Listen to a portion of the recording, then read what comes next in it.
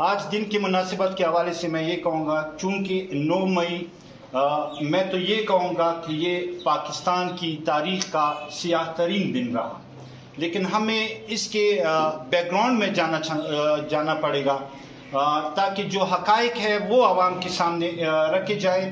ساتھ میں جو پی ٹی آئی کے بارے میں جو نظریہ ایڈاپٹ کیا جا رہا ہے اس کا بھی پتہ چلے کہ پی ٹی آئی کیا چاہتی ہے، اور یہاں پہ جو قابض حکمران ہے میں یہ کہوں گا کہ یہ قابض حکمران یہ کیا چاہتے ہیں. 9 مئی آپ دیکھیں، 9 مئی کو کیا ہوتا ہے؟ صبح سویرے پاکستان کا ایک منتخب وزیر اعظم، وہ وزیر اعظم، وہ لیڈر جو نہ صرف پاکستان کا بلکہ مسلمتی امت کا لیڈر ہے، اس کو جس انداز سے گرفتار کیا جاتا ہے اس کو گھسیٹ کے گاڑی میں ڈالا جاتا ہے. اس کا مطلب یہ ہے کہ آپ نے اس دن صرف خان کو نہیں بلکہ پوری پاکستان کی عوام کو گھسیٹا تھا. لیکن یہ کیوں ہوتا ہے؟ ہمیں اس کے بھی بیک گراؤنڈ میں جاننا پڑے گا.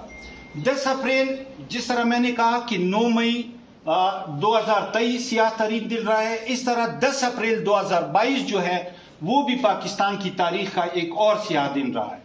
ایک منتخب حکومت کو امریکہ کے کہنے پر، جس کی ابھی تک دیکھیں سائفر کیس چل رہا ہے، ایون اپوزیشن کے جو لوگ ہیں جو آج کل حکومت میں جو بیٹھے ہوئے ہیں وہ لوگ وہ بھی چیخ رہے ہیں کہ سائفر تھا اور سائفر ڈیکوڈ نہیں ہوا تھا، لیکن وہ یہ مانتے ہیں کہ امریکن کی انٹرفیئرنس یا مداخلت وہ ہوئی تھی.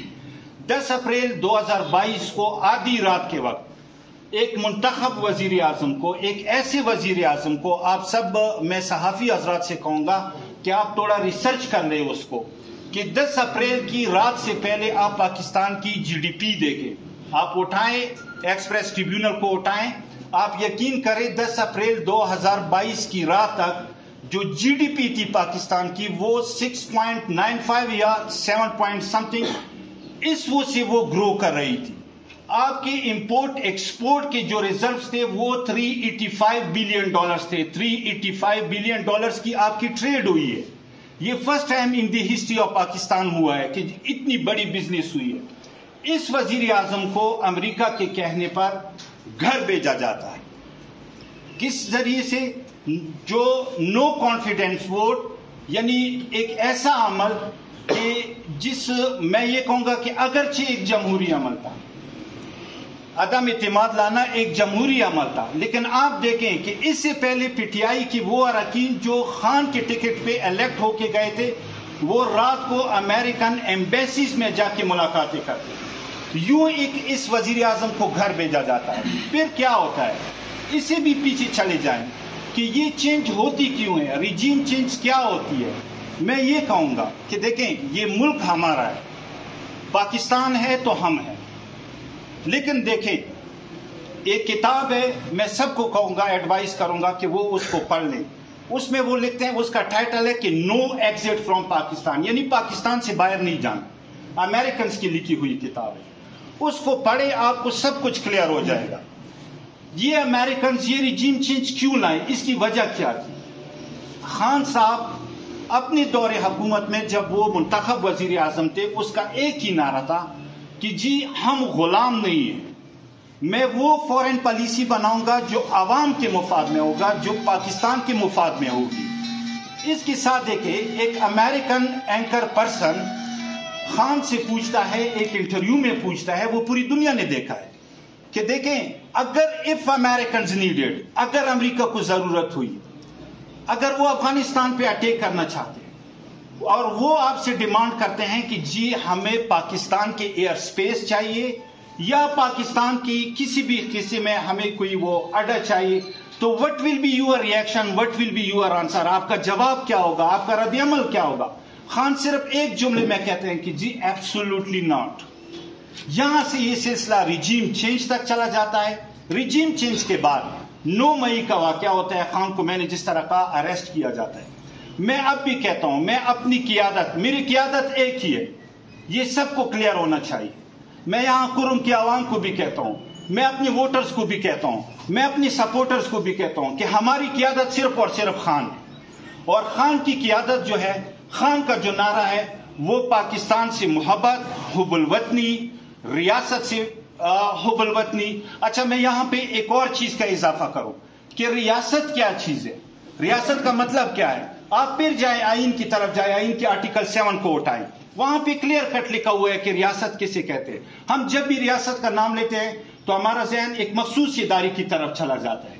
اگر ہم اسٹیٹ کو، مطلب یہ کہ کوئی کہتے ہیں کہ جی اسٹیٹ نے غلط کام کیا ہے، ہمارا ذہن کہیں اور جاتا ہے، حالانکہ ایسا نہیں ہے. ریاست آرٹیکل 7 نے کلیئر کٹ ڈیفائن کیا ہوا ہے کہ جتنی بھی پاکستان کی دیکھیں federal government, federal assembly, provincial government, provincial assembly, اس کے ساتھ ادارے، جتنی بھی ادارے ہیں اس کو ریاست کہتے ہیں. باقی جتنی بھی ادارے ہیں پاکستان کے، چاہے وہ سیکیورٹی ادارے ہیں، وہ پولیس ہے یا کوئی اور ادارہ ہے، وہ ریاستی ادارے ہیں. اٹ مینس کہ وہ ریاست کے ماتحت ہیں. جو بھی کام کرنا ہوگا وہ ریاست کے تابع کرنا ہوگا. تو ہمارا مطلب جب بھی ہم پی ٹی آئی والی ریاست کی بات کرتے ہیں، ہمارا قطعاً یہ مقصد نہیں ہوتا ہے کہ ہم خدا نہ کرے کہ اپنی فوج پہ وہ کرے، کرٹیسزم کرے. فوج ہماری ہے، ہماری. جس طرح میرا لیڈر کہتا ہے اس طرح میں ببانگ دہل کہتا ہوں کہ یہ فوج جب تک پاکستان کی فوج ہے، جب تک پاکستان کی فوج مضبوط ہوگی، ہم اتنی ہی مستحکم ہوں گے، اتنی ہی ہم محفوظ ہوں گے. ہر وہ بندہ چاہے جس کی صف میں ہے کہ اگر وہ فوج کے خلاف بولتا ہے، سمجھے وہ پاکستان کے خلاف بولتا ہے. جو پاکستان کے خلاف ہے وہ ہمارے خلاف ہے، وہ پاکستان کا دشمن ہے، وہ میرا بھی دشمن ہے. اب 9 مئی کو جب خان صاحب کو اٹھایا جاتا ہے، اس دن سے لے کے آج تک ہم ایک ہی ڈیمانڈ کر رہے ہیں، میری لیڈرشپ ایک ہی ڈیمانڈ کر رہی ہے کہ جی 9 مئی کے واقعے میں جو بھی ملوث ہے، جو بھی ہے، اس کو واقعی قرار کڑی سزا دینی چاہیے. کیونکہ یہ صرف اسٹیٹ انسٹالیشنز پہ حملہ نہیں ہوا ہے، بلکہ پاکستان کی سالمیت پہ حملہ ہوا ہے. کور کمانڈر ہاؤس کسی ادارے کا گھر نہیں ہے، بلکہ پاکستان کا گھر ہے. جو بھی اس میں انوالو ہے. لیکن میں یہ کہتا ہوں کہ جس طرح میری قیادت کہتی ہے کہ ایک judicial commission, independent judicial commission, تاکہ دودھ کا دودھ، پانی کا پانی ہو جائے. میں یہاں سے اس اسٹیج سے ایون یہاں تک آؤں گا، میں پاکستان کے سٹنگ قابض، میں پھر لفظ استعمال کر رہا ہوں، امپوزڈ، سلیکٹڈ قابض حکمرانوں کو میں یہ کہوں گا کہ اس وقت کے جو آئی جی پنجاب تھے، خدا کے لیے اس کو کٹہرے میں کھڑا کر دیں. اس سے یہ پوچھا جائے کہ آپ کے ہوتے ہوئے لوگ کور کمانڈر ہاؤس تک کیسے پہنچ گئے. سب سے سوالیہ نشان، بڑا نشان جو ہے وہ آئی جی پنجاب پہ آتا ہے. اس کے بعد جو بھی انوالو ہے ان کو کھڑی سے کھڑی سزا دینی چاہیے. اچھا اس کے بعد اگر آپ پارٹی ورکرز کو اٹھاتے ہیں، آپ نے خواتین کو اٹھایا ہے، آپ نے سینئر لیڈرشپ کو اٹھایا ہے. دیکھیں میں نے کہا، میں پھر ریپیٹ کرتا ہوں کہ بلکہ میں اس طرح ڈیفائن کرتا ہوں اس چیز کو. اس اسٹیج سے میں یہ کہوں گا، ہر پاکستانی کو کہوں گا کہ پاکستانی فوج سے میرا مطلب ہے کہ ہر وہ ادارہ جو میرے سرحدوں کا محافظ ہے، جو میرے سرحدات پہ ڈیوٹیاں دیتے ہیں، فرائض انجام دیتے ہیں، اس سے محبت کرنا میری ایمان کا حصہ ہے. That's all. اس سے آگے میں نہیں جاؤں گا. لیکن اس کے ساتھ اگر آپ دیکھیں 9 مئی کے بعد کیا ہوتا ہے، کسی کو اٹھا کے لے جاتے ہیں. ایک بندہ ٹی وی پہ آ کے کہتا ہے کہ جی میں 9 مئی کے واقعے کی مذمت کرتا ہوں. یار وہ دودھ سے دھلا جاتا ہے، وہ پھر آ کے آگے MNA بنتا ہے. یہ ہو کیا رہا ہے اس ملک کے ساتھ؟ اچھا یہ جو پی ڈی ایم، اس وقت کی پی ڈی ایم جو تھی، جو بنی تھی پی ڈی ایم، کل یا پرسوں رات کو جو انٹرویو ہے مولانا فضل الرحمان صاحب کا، GOIFA کا، اب ہم نام تھوڑا احترام سے لیں گے ان کا، کیونکہ اب وہ بھی راہ حق پہ آیا ہوا ہے. تو وہ جو ہے ان کی انٹرویو اٹھا کے دیکھ لے آپ. مطلب میں تو یہ کہوں گا، میں پرسنلی، یہ میری ذاتی رائے ہے کہ میں نے آج تک مولانا فضل الرحمان سے زیادہ ایکسپیرینس سیزنل پولیٹیشین دیکھا ہی نہیں ہے. جتنی بھی گورنمنٹس گئے ہیں ان کے ساتھ ان کا ایک خاص ایکسپیرینس رہا ہے. وہ خود کہتے ہیں کہ پی ڈی ایم میں نے کھڑی کی، حکومت ہم نے گرائی، ہم نے امریکہ کے کہنے پہ گرائی. اب وہ کہہ رہے ہیں، ہم نہیں کہہ رہے. لیکن اس کے ساتھ ہی دیکھیں الیکشنز ہوتے ہیں. اب الیکشنز کا آپ دیکھیں کیا حال ہوا ہے آپ سب کے سامنے. ایون یہاں پہ کیا ہوا، میرے حلقے میں کیا ہوا، جو ووٹ رات کو 19,000 تھے صبح 54,000 کیسے بنے. میں تو اب بھی کہتا ہوں اب کہ خدا کے لیے اس حلقے کو کھولو کہ یہ دیکھو یہ 54,000 تک کیسے پہنچے ہیں 19,000 20,000 سے. دیکھیں پورے ملک میں ہوا ہے ایسا. مطلب ہر جگہ سے چھن کے لایا گیا، لوگوں کو اٹھایا گیا، ان کو نوازا گیا. دیکھیں میں پھر کہوں گا کہ ہم نہیں چاہیں گے کہ یہ ملک کمزور ہو. یہ پی ڈی ایم کی حکومت, یہ جو آج کل نون اور پیپلز پارٹی بیٹھے ہوئے, دیکھیں ان کے آپ دیکھیں, آپ تھوڑا غور کریں اس پہ. میں ریکویسٹ کر رہا ہوں سب سے, میں دل سے کہتا ہوں, میں سب پاکستانیوں سے کہتا ہوں, میں پاکستانی انسٹیٹیوشن سے کہتا ہوں, ایک بل سن لیں, ایک بل جو کل رات آپ لوگوں نے دیکھا ہوگا, کل سپریم کورٹ کا جو ڈیسیجن آیا پریکٹس اینڈ پروسیجر بل, کہ جی یہ قانون کے آئین کے خلاف ہے. اب یہ پریکٹس اینڈ پروسیجر بل کیا ہے؟ کوئی نہیں جانتا کہ یہ کیا, بس کہتے ہیں کہ جی پریکٹس اینڈ پروسیجر بل, بس ٹھیک ہے وہ پاس. اس کا مطلب یہ ہے کہ یہ عدالت کو, سپریم کورٹ کو بھی اپنی ماتحت لانا چاہتے. جو بینچ بنتا ہے سپریم کورٹ میں, لارجر یا 2 رکنی 3 یا لارجر بینچ جو بنتا, وہ بھی اپنے انڈر لانا چاہتے تھے. کل سپریم کورٹ نے کہا کہ جی ان کا یہ غیر آئینی اقدام ہے. مطلب یہ ہے کہ ان کے ذہن میں ایک خاکہ ہے کہ 50 سال تک ہم اس ملک کو غلام بنائیں, یہاں کے اداروں کو غلام بنائیں. اس وقت کے دیکھیں جب پریکٹس اینڈ پروسیجر بل آتا ہے, ایکٹ آتا ہے, تو اس وقت کی چیف جسٹس عطا بندیال کا جملہ سن لیں. وہ کہتے ہیں کہ جی یہ بالکل ایک انڈیپینڈنٹ جوڈیشری کو کنٹرول کرنے کے لیے. اس کا مطلب یہ ہے کہ یہ ملک کے ہر ادارے کو, یہ شریف فیملی, یہ زرداری فیملی, یہ ملک کے ہر ادارے کو اپنا غلام بنانا چاہتے ہیں. سندھ کی پولیس کی حالت دیکھیں. اچھا اس کے بعد آ جائے اسی پی ڈی ایم حکومت میں اسے اور ایک متنازع ایکٹ, وہ جو تھا کیا کہتے ہیں, تحفظ ناموس رسالت ترمیمی بل. یعنی دیکھیں کوئی بھی ملک, آپ یقین کریں کوئی بھی ملک, چاہے باہر سے کوئی لوگ حملہ آور ہو, جہاں سے ہو, لیکن جس ملک میں فرقہ واریت بڑھ جائے وہ ملک پہ سروائیو نہیں کر سکتا. ہمارے سامنے مثالی ہیں, مڈل ایسٹ ہمارے سامنے پڑا ہے. ان کم بختوں نے, ان ذلیلوں نے, ان شریفوں نے, ان زرداریوں نے اس ملک میں فرقہ واریت کو بھی چڑھانا تھا, فرقہ واریت کو بھی پروان چڑھانا تھا. اب دیکھیں وہ بھی اس طرح پینڈنگ. اس کے بعد آ جائیں, دیکھیں پھر انہوں نے جو نگران کیئر ٹیکر سیٹ اپ لایا, زرداری نہیں لایا, زرداری اور نواز شریف نے بیٹھ.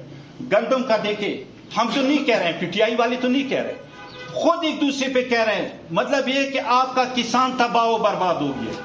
آپ یہ نہ سمجھے کہ یہ آٹا جو مجھے آج 1500-1600 روپے سستا مل رہا ہے, 2 مہینے بعد ان غریبوں کا حال دیکھے آپ کو یہی آٹا 10,000 کی بوری ملی. یہ پلاننگ ہے, یہ حکومت نہیں ہے, یہ حکومت میں بیٹھے ہوئے لوگ نہیں ہیں, یہ مافیاز ہے, یہ ڈون ہے یہاں کی, یہ اس ملک کو تباہ و برباد کرنا چاہتے ہیں. میں آخر میں ایک اور بات کروں گا, اور میں یہ بات جو ہے P T I senior leadership سے کہوں گا. مجھے فخر ہے ان شہروں پہ, یہاں پہ میرے ساتھ مشران بیٹھے ہیں, ینگسٹر بہنے. یہ ہے پی ٹی آئی کے وہ ریئل ورکرز, یہ ہے پی ٹی آئی کا وہ حقیقی چہرہ جنہوں نے دن رات بغیر تعصب کے یہ نہیں دیکھا ہے کہ یہ کون ہے کون نہیں ہے, لیکن ووٹ دیا ہے خان کو, کمپین کی ہے خان کے نام پہ کی ہے. میرے خان کا ایک نعرہ تھا کہ سے نو ٹو کرپشن. میں آج سی ایم صاحب سے کہوں گا کہ پریویس ٹینیور میں یا آج کل جو ہمیں سننے میں مل رہی ہے, جہاں جہاں پہ کرپشن ہوئی ہے, اگر سی ایم اس کرپشن کے خلاف نہیں اٹھتا, کوئی اقدام نہیں کرتا, آپ یقین کریں جس طرح آج ہم خان کے کہنے پہ یہاں پہ کڑے ہوئے ہیں, کل اسی پارٹی کے خلاف کڑے ہوں گے کہ جو پارٹی, کیونکہ کرپشن بھی ملوث لوگ چاہے یہاں کے ہیں, بڑے ہیں, جو بھی, وہ پاکستان کے دشمن ہیں. ہم ایک نظریے کے لیے اٹھے ہیں کہ کرپشن نہیں ہوگی کسی. میں ابھی بھی آپ لوگوں کو کہتا ہوں کہ جہاں پہ, میں پوری پراچنار کے عوام سے کہتا ہوں کہ خدا کے لیے الزام تراشیاں نہ کریں. جہاں پہ جس نے آپ سے کرپشن, جس سے ایک پیسہ مانگا, خدا کے لیے ثبوت کے ساتھ ہمارے پاس آ جائے کہ فلاں ڈپارٹمنٹ کے ہیڈ نے فلاں نے اتنے پیسے مانگے, ہم جانے, ہمارا کام جانے, اس کو عوام کے سامنے میں لانا ہمارا کام ہے. آخر میں پاکستان کے مقتدر حلقوں سے یہ ریکویسٹ کروں گا, جس طرح میں نے پہلے کہا کہ دیکھیں یہ ملک ہے تو ہم ہیں. آپ یقین کریں کہ آپ کے ملک سے, میں پاکستان کے ان لوگوں سے کہنا چاہتا ہوں جن کے ہاتھوں میں سب کچھ ہے, ان کو کہنا چاہتا ہوں کہ آپ دیکھیں, مجھے پورے پاکستان کا پتہ نہیں ہے, مجھے مخصوص اس خطے کا پتہ ہے کہ رجیم چینج سے پہلے جو خان کا ٹینیور رہا ایک پرامن ماحول رہا. آپ سب گواہ ہیں کہ خان کے جانے کے بعد اس خطے میں کیا ہوا. جو خان کا ٹینیور تھا وہ کتنا پرامن, کتنا پرسکون وہ تھا. ٹائم تھا. لیکن خان کے جانے کے بعد یہاں پہ جو ماحول ڈیولپ ہوا, سیکٹیرین کلیشز, ایون دیکھیں کہ آج ہم 9 مئی منا رہے ہیں, آج سے 1 سال پہلے 4 مئی کو جو کچھ ہوا, دیکھیں یہ ہے وہ ریجیم چینج کے اثرات جو پوری خطے کو لپیٹ میں لے رہے ہیں. اور یہ کہنا کہ جی اب میں عوام کو یہ کہوں گا کہ وہ کہیں گے کہ جی ہمیں کیا فرق پڑتا ہے کہ مجھے تو آٹا سستا مل رہا ہے, مجھے تو وہ گیس سستی مل رہی ہے.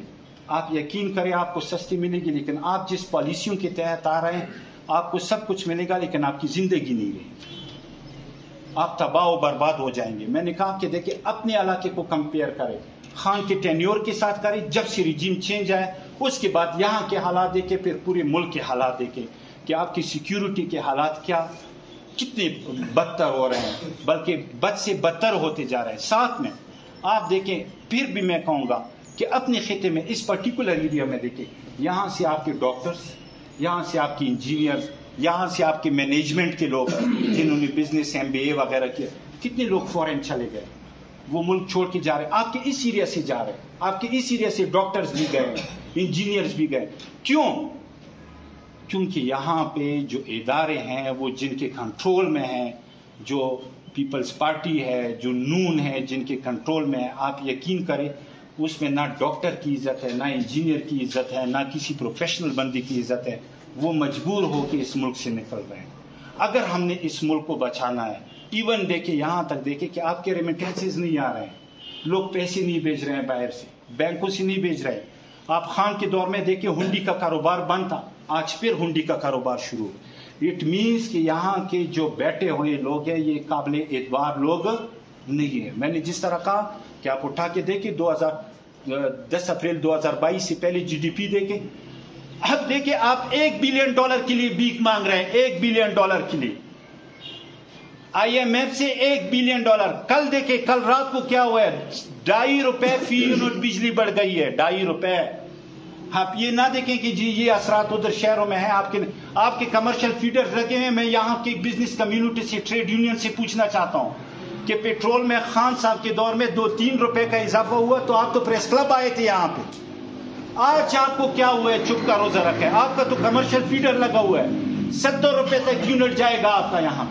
تو دیکھیں یہ ساری وہ چیزیں ہیں کہ جس کا لاسٹ امپیکٹ کس پہ آئے گا, وہ غریب عوام پہ آئے گا. اس لیے ہم کہتے ہیں کہ اگر اس ملک کو بچانا ہے, یہاں کے غریب عوام کو بچانا ہے, اس ملک کی سالمیت کو بچانا ہے, اس ملک کی ڈگنیٹی کو بچانا ہے, تو صرف اور صرف اس کا ایک ہی حل ہے. وہ حل یہ ہے کہ جو 804 کے نام سے اڈیالہ جیل میں پڑا ہے, دیکھیں سارے پولیٹیکل بیسڈ کیسز ہیں, سارے سیاسی کیسز ہیں.